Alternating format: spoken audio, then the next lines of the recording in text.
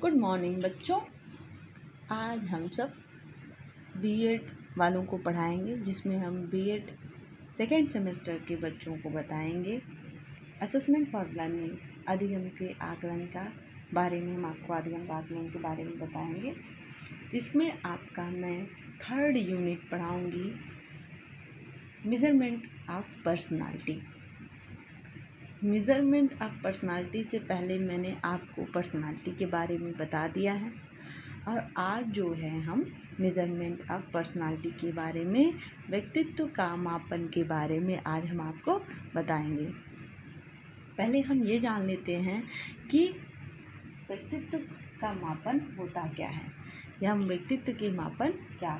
जैसे मैंने आपको पहले वीडियो में आलपोर्ट के बारे में बताया था, व्यक्तित्व उन मनोगुणी शारीरिक गत्यात्मक संगठन है जो वातावरण के साथ अनूठा संबंध स्थापित करता है। या तो इसमें आप लोगों को मैंने बताया था तो व्यक्तित्व के बारे में कि व्यक्तित्व कैसे है, क्या है। तो आज हम व्यक्तित्व के मापन के बारे में बताएंगे। तो व्यक्तित्व का जो मापन होता है, व्यक्तित्व जो होता है अनेक शील गुणों का संगठन माना जाता है। किसका माना जाता है? व्यक्तित्व जो है वैसे रहने का व्यक्तित्व जो है अनेक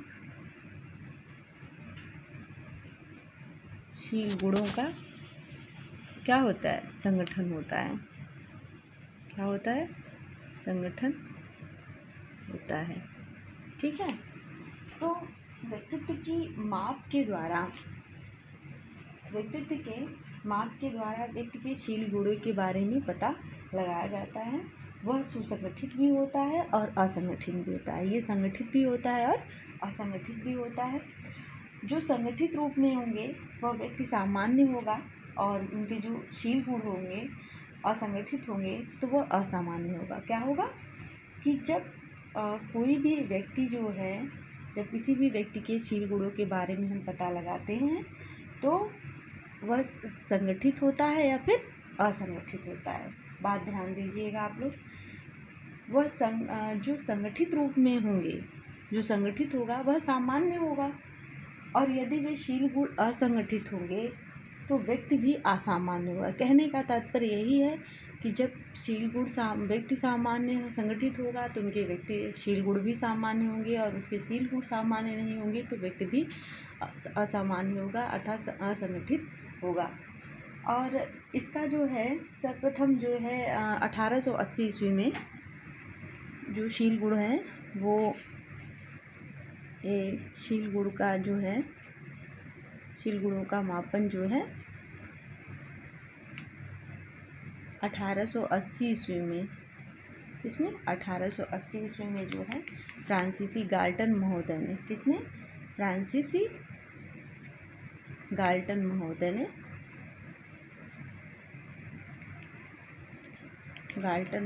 ने क्या किया था? इसका मापन के लिए क्या विधि का निर्माण किया था? किसका? व्यक्तित्व के मापन के लिए, या मापन के लिए प्रश्नावली विधि का है कह सकते हैं। गाल्टन महोदय ने शील गुण के मापन के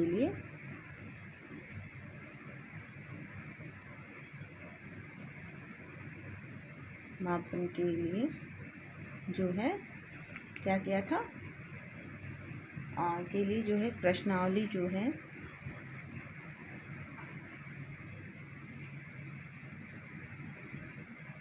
प्रश्नावली विधि का निर्माण कर उसका प्रयोग किया था। इसका जो है निर्माण किया था। आप लोग समझ जाइए कि निर्माण करके इसका प्रयोग किया था। किसका? व्यक्तित्व मापन का। तो उसके बाद जो है सबसे पहले जो था वुडवर्थ वुडवर्थ ने 1918 ईस्वी में, कितने? 1918 में शील गुण के लिए बनाए, जिसका उद्देश्य था कि सैनिकों को जो संवेगात्मक अस्थिरता का पता लगाना। किसका? सैनिकों के संवेगात्मक अस्थिरता का पता लगाने के लिए इन्होंने बनाया था। और उस समय से लेकर आज भी ये जो वुडवर्थ का व्यक्तित्व मापन के लिए सैनिक में संवेगात्मक स्थिरता के बारे में है, आज तक ये मान्य है। और ये जो है ये जो व्यक्तित्व मापन है वो जो है हर क्षेत्र में होता है, विदेशों में भी होता है।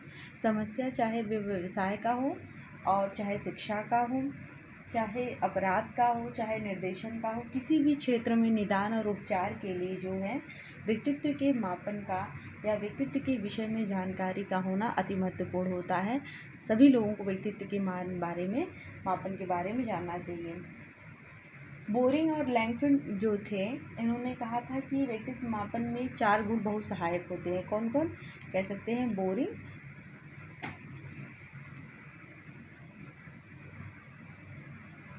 बोरिंग, लैंगफिल्ड तथा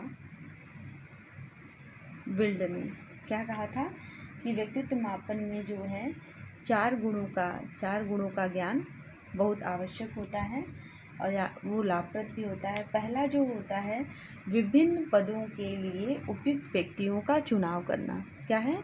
विभिन्न पदों के लिए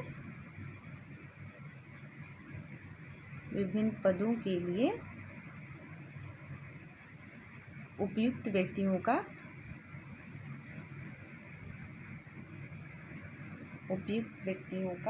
चुनाव। ठीक है। दूसरा जो होता है, व्यक्ति की अपनी कठिनाइयों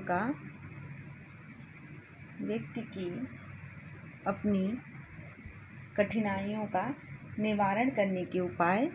तीसरा जो होता है वो व्यक्ति के विकास से संबंधित समस्याओं का समाधान। और चौथा जो होता है वो होता है व्यक्ति को व्यक्तिगत रूप में सामंजस्य स्थापित करने में सहायता दी जा सकती है। तो पहला हम उपयुक्त व्यक्तियों के चुनाव के बारे में ले सकते हैं। दूसरा, व्यक्ति की कठिनाइयों के बारे में क्या कर सकते हैं? निवारण के बारे में हम उसका उपाय बता सकते हैं। व्यक्ति के विकास से संबंधित जो होगा समस्याओं का समाधान होगा।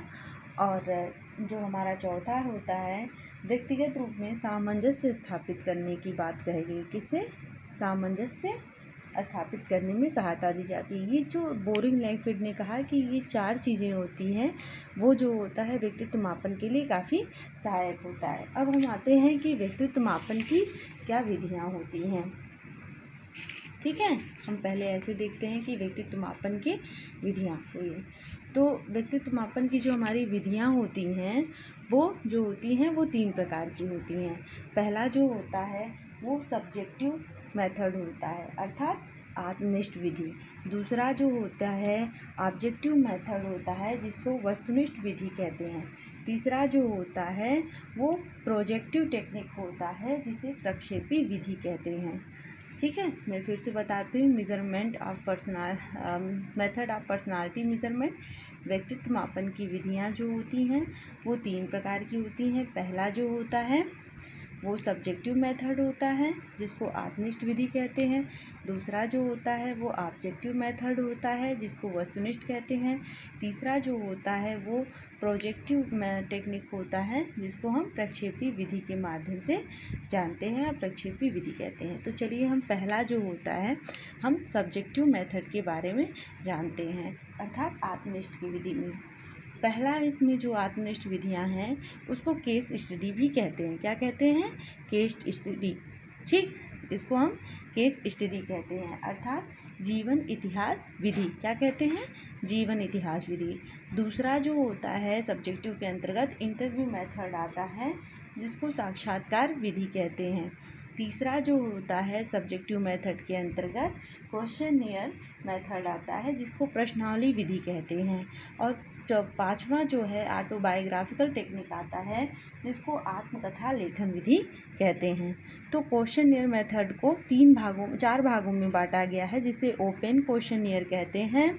दूसरा जो होता है वो हमारा पिक्टोरिया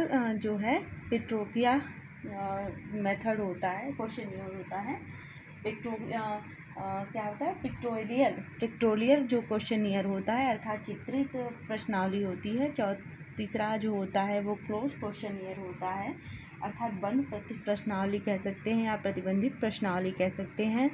चौथा जो होता है वह मिक्स्ड क्वेश्चनियर होता है, अर्थात मिश्रित प्रश्नावली। तो आपने ये देखा कि हमारा सब्जेक्टिव जो होता है उसके अंतर्गत 4 आते हैं, जिसमें आपको पहला जो होता है वो केस स्टडी होता है, दूसरा जीवन इतिहास विषय, दूसरा जो होता है इंटरव्यू मेथड होता है जिसको हम साक्षात्कार विधि कहते हैं, तीसरा क्वेश्चनियर मेथड होता है जिसको हम प्रश्नावली विधि कहते हैं, चौथा जो होता है ऑटोबायोग्राफिकल टेक्निक होता है जिसको हम आत्मनिष्ठ या हम आत्मकथा लेखन विधि कह सकते हैं, और जिसको क्वेश्चनियर जो है हमारा जो है वो 4 भागों में है, ओपन है, पिक्टोरिकल है, क्लोज है और मिक्स्ड है। ठीक है, अब हम दूसरा आते हैं ऑब्जेक्टिव मेथड के अंतर्गत। ऑब्जेक्टिव मेथड जो होता है वो भी हमारा 4 प्रकार से होता है, जिसको हम वस्तुनिष्ठ विधि कहते हैं।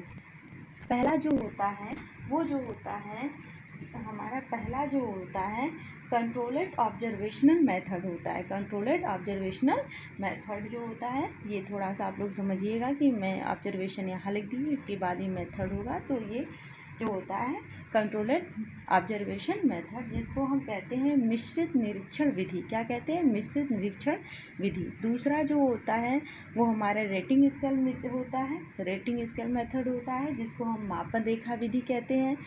तीसरा जो होता है वो सोशियो टेक्निक होते हैं या सोशियोमेट्रिक टेक्निक जिसको समाज मिति विधि कहते हैं।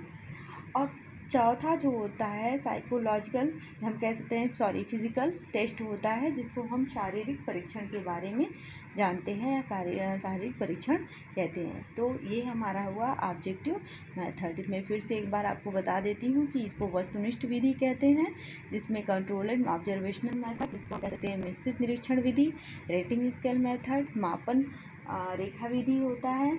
तीसरा जो होता है सोशियोमेट्रिक जो होती है मेथड या टेक्निक कह सकते हैं जिसको हम समानुपाती तकनीक कहते हैं। और फिजिकल टेस्ट जो होता है हम शारीरिक टेस्ट के परीक्षण या हम शारीरिक परीक्षण के बारे में कहते हैं, ये हमारा ऑब्जेक्टिव मेथड के अंतर्गत आता है। अब हम चलते हैं तीसरा, जिसको हम क्या कहते हैं प्रोजेक्टिव टेक्निक के नाम से जानते हैं। किस जाते हैं? प्रोजेक्टिव टेक्निक के नाम से जानते हैं।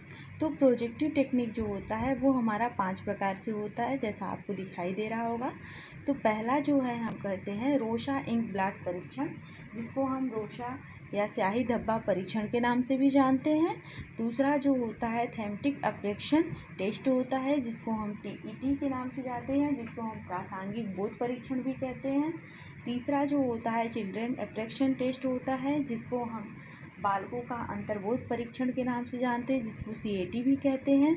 चौथा जो होता है वर्ड एसोसिएशन टेस्ट के नाम से जानते हैं, जिसको हम शब्द साहचर्य परीक्षण के नाम से जानते हैं, जिसको WAT के नाम से भी हम जानते हैं। तीसरा जो होता है पांचवा जो होता है वो हमारा पिक्चर कम्प्लेक्शन टेस्ट होता है, जिसे हम PCT के नाम से जानते हैं। तो ये हमारा जो है व्यक्तित्व मापन की विधियां हैं। हम एक बार फिर आपको ये प्रोजेक्टिव टेक्निक के बारे में बता देते हैं। इसको प्रोजेक्टिव टेक्निक को प्रक्षेपी विधि कहते हैं। पहला जो होता है रोशा इंक ब्लॉट टेस्ट होता है, जिसको रोशा धब्बा या रोशा स्याही धब्बा परीक्षण के नाम से जानते हैं। दूसरा जो होता है थैमेटिक अप्रेक्शन टेस्ट होता है, जिसको TAT के नाम से, जिसको हम प्रासंगिक अंतर्बोध परीक्षण के नाम से जानते हैं। तीसरा जो होता है चिल्ड्रन अप्रेक्शन टेस्ट होता है, जिसको CAT के नाम से जानते हैं, जिसमें बालकों का अंतर्बोध परीक्षण के नाम से जानते हैं। चौथा जो होता है वर्ड एसोसिएशन टेस्ट, जिसको WAT के नाम से शब्द साहचर्य परीक्षण के नाम जानते हैं। पांचवा जो होता है पिक्चर कम्प्लेक्शन टेस्ट, जिसको PC के नाम से जानते हैं। तो ये हमारा जो है ये क्या है व्यक्तित्व मापन की विधियाँ, method of the personality measurement, व्यक्तित्व मापन की विधियाँ। और इस फिगर को आप लोग अच्छे से ध्यान से देख लीजिएगा, एग्ज़ाम में हर बार पूछता है और इसको अच्छे से आप लोग तैयार कर लीजिएगा। फिगर ये हर बार भी पूछता है, 2019 में भी पूछा था। तो आप लोगों से मुझे यही कहना है कि जितना हो सके उतने बढ़िया से ये जो मेथड है इसको तैयार कर लीजिए। अब हम इन तीनों भागे का जो हमारा व्यक्तित्व मापन की विधियां हैं, जो हम आपको अगले वीडियो में हम सब्जेक्टिव मेथड के बारे में आपको हम बताएंगे। तब तक के लिए धन्यवाद।